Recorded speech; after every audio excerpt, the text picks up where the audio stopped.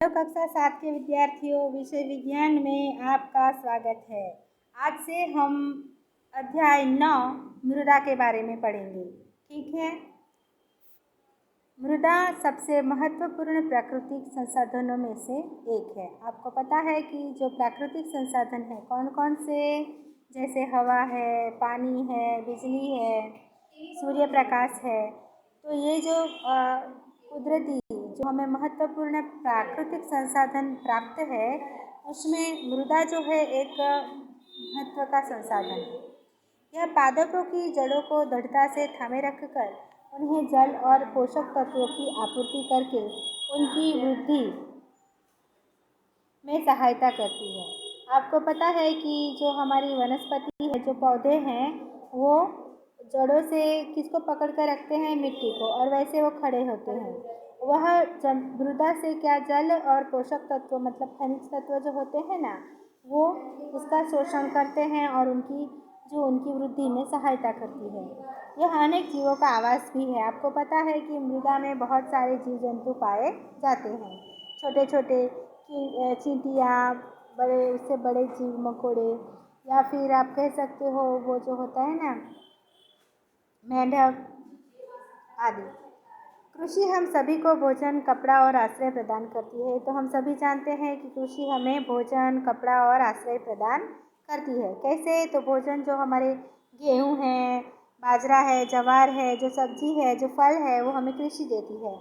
कपड़ा तो जो कपास होता है उसमें से जो सुतराउ बनाया जाता है, जो हमने कक्षा पाठ 3 में अध्याय 3 में पढ़ा था, वो कपड़ा हमें वहाँ से वनस्पति ही, कृषि ही प्रदान करती है। और आश्रय तो घर बनाने के लिए हम लकड़ियों का इस्तेमाल करते हैं, और जिस पर हमारा घर बनता है वह मृदा हमें मृदा से ही प्राप्त है।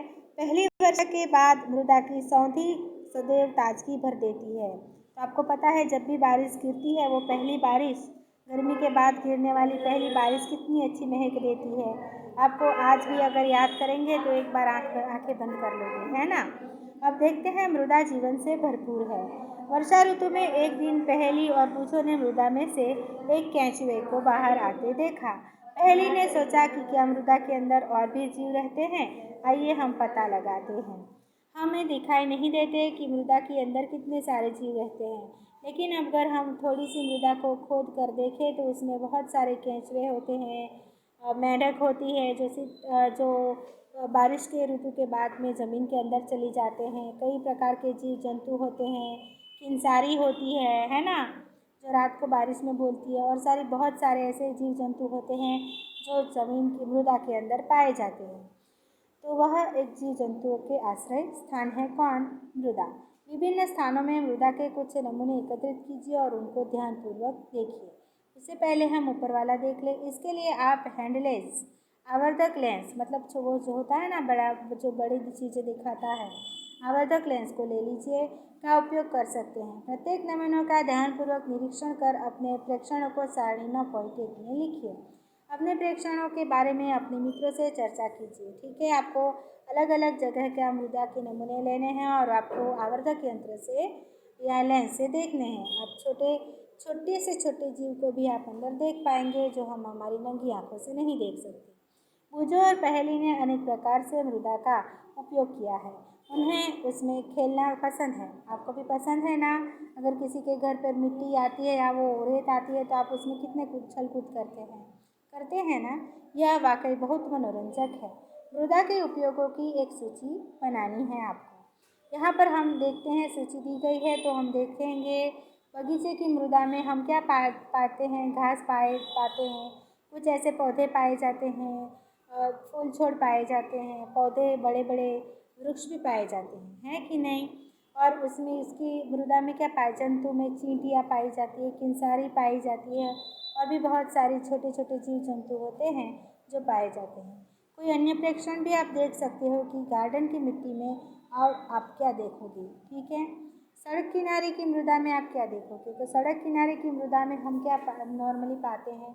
सड़क के बड़े बड़े पत्थर जो होते हैं, जो कपची होती है वो जो बनाते समय, फिर प्लास्टिक की टुकड़े होते हैं, कभी कांच के टुकड़े भी मिल जाते हैं, कभी एक्सीडेंटली किसी का कांच टूट गया तो वो सड़क के किनारे चला जाता है तो हमें वो भी देखने को मिल जाते हैं।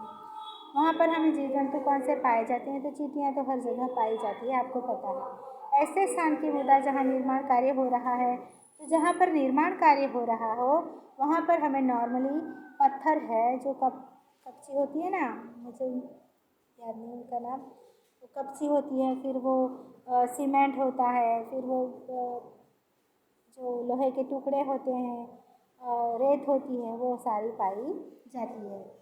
तो इस तरह से हर जगह की मृदा जो होती है वो अलग अलग होती है, उसमें रहने वाले जीव जंतु भी अलग अलग होते हैं। ठीक है, आगे देखिए तो मैं जानना चाहती हूँ कि सड़क के किनारे और बगीचे के एकत्रित किए गए नमूने में प्लास्टिक की वस्तुओं और पॉलीथीन की थैलियों का कुछ टुकड़े क्यों मिल जाते हैं? तो प्लास्टिक की थैलियाँ इसलिए कि जब भी लोग वाहन चलाते हैं या रास्ते से गुजरते हैं, जो कचरा निकलता है वो रास्तों के साइड पर फेंक देते हैं। फिर या फिर कुछ टूटा हुआ सामान भी वहाँ पर फेंक के चले जाते हैं, तो वो टूटे हुए टुकड़े वहीं पर रहते हैं, तो हमें आसानी से रास्ते के किनारे से मिल जाते हैं। आपको पता है पॉलीथीन की थैलियाँ और प्लास्टिक जो होती है वो मृदा को प्रदूषित करती है। वो जल्दी गलती नहीं है, जो हम आगे चलकर आगे के पाठ में पढ़ेंगे। वो ज़्यादा गलती नहीं है, जल्दी गलती नहीं है और सालों तक वहीं पर पड़ी रहती है। और उसमें से जो जहरीले रासायनिक पदार्थ होते हैं वो मृदा में अलग करती है, तो वो मृदा को नुकसान पहुंचाते हैं, प्रदूषित करती है। इसीलिए पॉलीथीन की थैलियाँ और प्लास्टिक की वस्तुओं का उपयोग पर प्रतिबंध की मांग की जा रही है। आजकल तो प्रतिबंध लगा दिया भी गया है, लेकिन जो साख वाले हैं या फिर वन यूज़ प्लास्टिक जो यूज़ करके फेंक देनी होती है उन पर सरकार ने प्रतिबंध लगाया है, लेकिन लोग आज भी गैर कानूनी तौर पर ऐसे प्लास्टिक का उपयोग करते रहते हैं।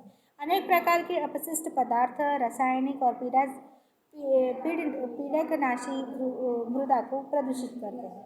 अपशिष्ट पदार्थ होते हैं रसायन जो उद्योगों में से निकलता है और वो जो नदियों में छोड़ा जाता है। ठीक है, अपशिष्ट पदार्थ जो कचरा होता है, और पीड़कनाशी जो हम लोग आजकल कृषि में उपयोग करते हैं, साग भाजी के पौधे पर या फिर कपास के पौधे पर या फिर पेड़ पौधों पर, फल के आदि पेड़ पौधों पर हम जो पीड़कनाशी का छिड़काव करते हैं जो हमारी धरा को प्रदूषित करती है। ऐसे अपशिष्ट पदार्थों और रसायनों को मृदा में निर्मुक्त करने से पहले उन्हें औपचारित किया जाना चाहिए। ये हमने कहाँ पर पढ़ा था? ये हमने आगे वाले पाठ में पढ़ा था, बेस वाले। ठीक है, आपने अगर ध्यान से सुना होगा तो रासायनिक पदार्थ जो हम नदियों में छोड़ते हैं, वह छोड़ने से पहले एसिडिक रसायन या एसिडिक कचरा, तो उन्हें बेस मिलाकर पहले तटस्थ किया जाता है। ठीक है, और फिर उन्हें छोड़ने से जो पानी में जीव जंतु रहते हैं उन्हें नुकसान नहीं होता। इसी तरह से पीड़कनाशियों का उपयोग हम कम कर सकते हैं। उसकी जगह पर हम लोग कुदरती जो नीम के पेड़ होते हैं उनमें से दवाइयाँ बनाकर भी छिड़काव कर सकते हैं। तो कुदरती वस्तु का उपयोग करने से भी हम धरा को प्रदूषित करने से बचा सकते हैं। मैंने हाट बाजार में मिट्टी के बने हुए बर्तनों व खिलौने को देखा है। आपको पता है ऐसा कौन बोल रहा है? ये वो जो बोल रहा है कि हाट में मिट्टी के बर्तन और खिलौने मिलते हैं। तो हम तो यहाँ पर मटके वाले को देखो तो वहाँ पर भी मिट्टी से बने हुए बर्तन आपको दिखाई देंगे। तो अगर हम धातु व बर्तन का उपयोग ना करें और अगर आप चाहो तो आप मिट्टी से बने बर्तन का उपयोग भी कर सकते हो और खिलौनों का उपयोग भी कर सकते हो। आप खुद भी खिलौने बना सकते हो और यूज़ कर सकते हो।